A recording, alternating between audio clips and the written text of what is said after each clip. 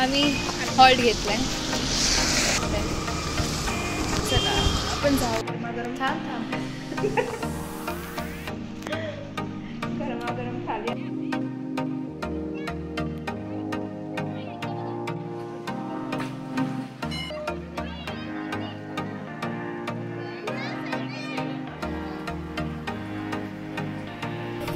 थंडीने कापतो आहे घेतलंय बसलोय थोडं चाय मस्त गरम गरम चहा.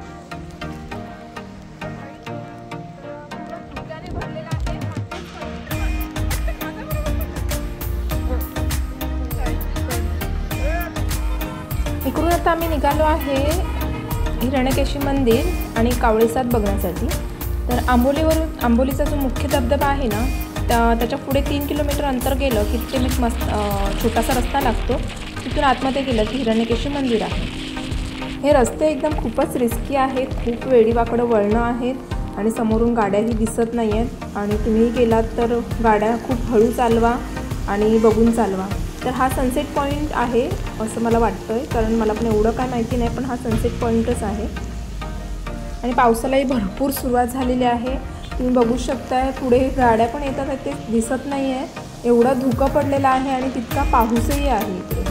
हिरण्यकेशी मंदिर बघण्यासाठी खूप छान आहे. पावसाळ्यात हे ठिकाण पर्यटकांचं एकदम मन मोहून घेतं आणि खूप छान असं मंदिर आहे हे.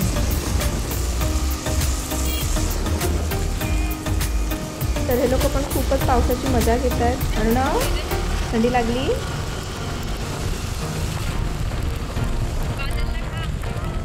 हे किती हलतंय गाडीवरती. आम्ही हॉल्ट घेतलाय थोड्या वेळासाठी. आम्ही थांबलो आहे आणि वेदर बघा पाठी म्हणजे सगळं फॉग झालंय सगळं. तर आता इथे आम्ही जेवणासाठी थांबलोय. जेवणार आहे भूक लागली आणि इथे घरगुती मालवणी जेवण मिळतं. नाश्ता थाली मागवली आम्ही व्हेज. हे सगळं आंबोळी काय असतं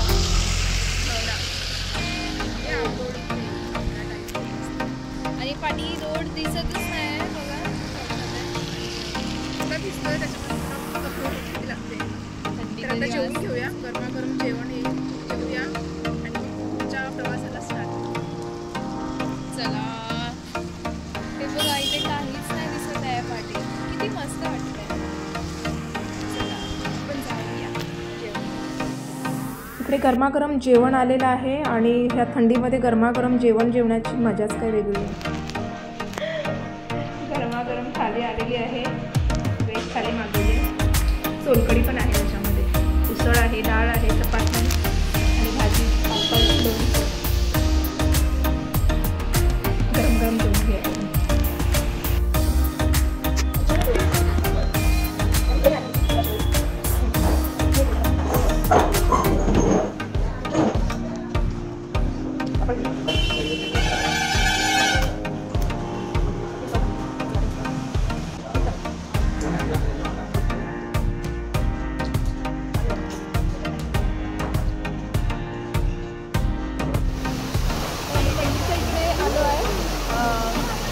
रोडमध्ये आलो आहे.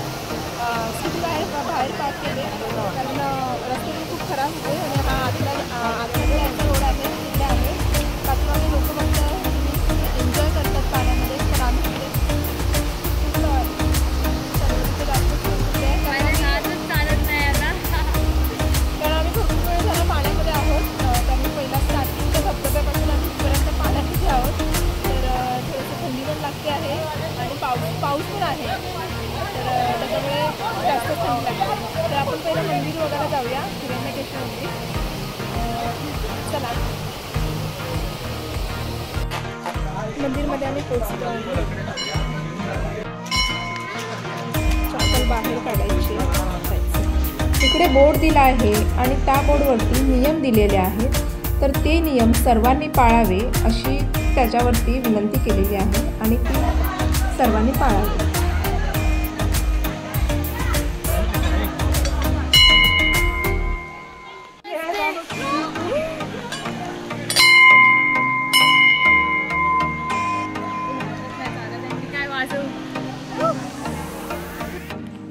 हे आहे हिरण्यकेशी मंदिर. हिरण्यकेशी देवीमुळे नदीचा उगम झाला. 7 गुहांमधून नदी पृथ्वीला भेटायला येते असं इकडे म्हटलं जातं. मंदिराच्या गाभाऱ्यात कायम पाणी गुहेतून वाहत असतं आणि हे जे समोर कुंड दिसतं आहे ते कायम इकडे भरलेलं असतं. महाशिवरात्रीच्या दिवशी या मंदिरामध्ये खूप मोठा असा उत्सव साजरा केला जातो. कुंडामध्ये मासेही आहेत आणि त्या माशाचा म्हणजे शोध लागला आहे ते या बोर्डवरती लिहिलेलं आहे.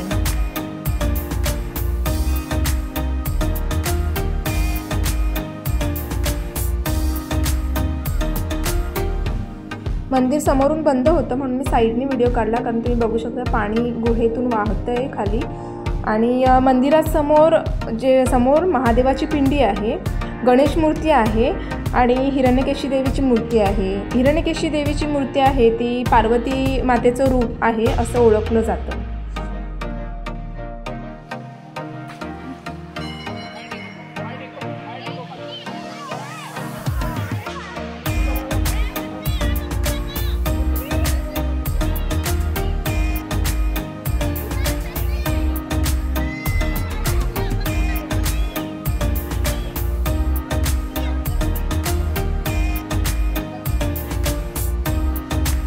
तर इकडे बाजूलाच अस्थि विसर्जन हे केलं जातं. पर्यटकांची खूपच अशी गर्दी मंदिरामध्ये होती, पण खूप पावसामुळे सर्वजण गेलेले आहेत आणि आम्हीच थांबलो आहे. तर बघा खूप शांत असं वातावरण आहे इकडे. खूप बरं वाटतं. थोडा वेळ बसलं की आपल्या मनालाही खूप शांती मिळते.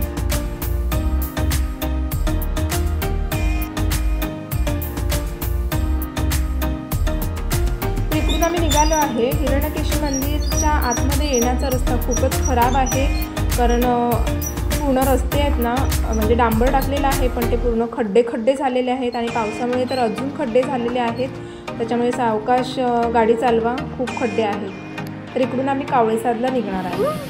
कावळेसादला आलो आहे. थंडीने कापतो आहे. थंडी आहे आणि हवा अशी येते की उडूनच जायला होतं. मी चालत तरी वाकड्या डायरेक्शन मध्ये. आम्ही इथे चाय प्यायला बसलो. थोडं चाय, मस्त गरम गरम चाय पितो आणि खाली चालले होतो.